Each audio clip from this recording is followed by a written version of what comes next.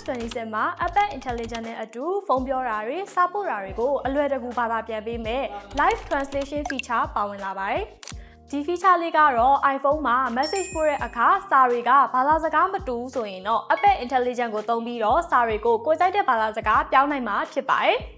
ဒါကြောင့်ဒီ live translation feature လေးကတော့နိုင်ငံခြားသားတွေနဲ့ဖုန်းပြောတဲ့အခါ FaceTime စကားပြောတဲ့အခါမှာပို့ပြီးတော့အဆင်ပြေလာမှာပါ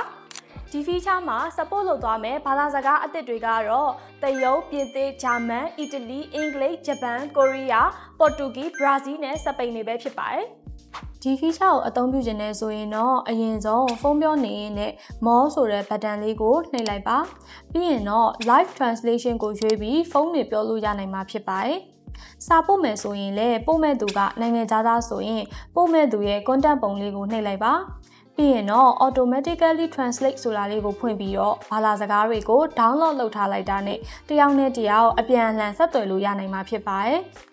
ဒီ feature လေးကတော့ Apple Intelligence က support လုပ်တဲ့ iPhone model တွေမှာပဲအသုံးပြုလို့ရမှာပါတော်တော်လေးကိုအသုံးဝင်တာဖြစ်လို့ real time translation လေးကိုအသုံးပြုခြင်းနဲ့ဆိုရင်တော့အခုပဲ iOS 26ကို update လုပ်ပြီးတော့စမ်းကြည့်လိုက်တော့နော်